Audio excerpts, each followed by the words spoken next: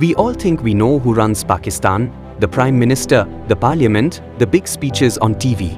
But what if I told you, the real power doesn't sit in the Prime Minister house? It sits behind closed doors, in uniformed silence. On paper, Pakistan is a democracy. There's a Prime Minister, a President, a Parliament, and a judiciary, all working together for the people. But that's just the surface.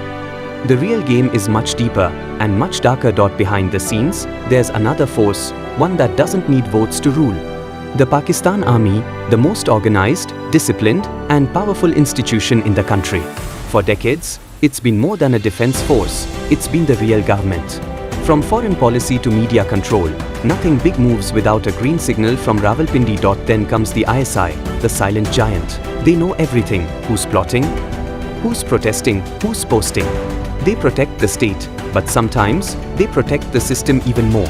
A system where questioning power can make you disappear quietly. Next layer, the elite.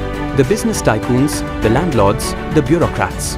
They don't command soldiers, but they command money, and money keeps the system alive. These families have ruled for generations, trading power like it's a family business.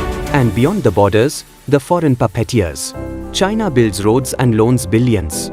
America sends aid, but also advice. The Gulf gives oil and jobs, and expects loyalty in return. Pakistan's sovereignty, always balanced between survival and dependency. And when the truth gets too close, the volume suddenly drops. TV channels get technical issues. Journalists go silent. The narrative gets rewritten, clean, patriotic, and approved. So who controls Pakistan? Officially, the government.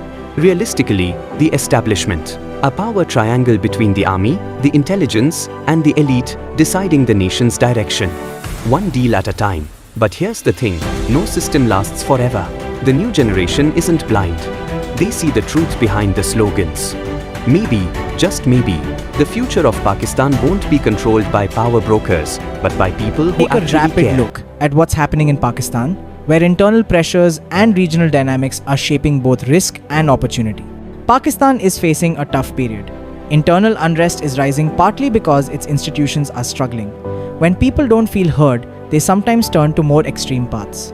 Meanwhile, intolerance toward religious or ethnic minorities is growing, which undermines social cohesion.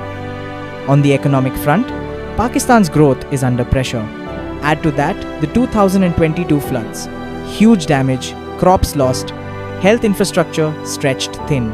These aren't just short-term issues, they underline structural weaknesses like weak governance and climate vulnerability. The regional stage isn't any easier. On the western side, Pakistan's border with Afghanistan sees the resurgence of extremist groups. That's a security headache. Over in the east, relations with India remain chilled. That ceasefire helps, but it's not a guarantee of peace. And China, it's both a stabilizer and a wild card, depending on how alliances and interests play out.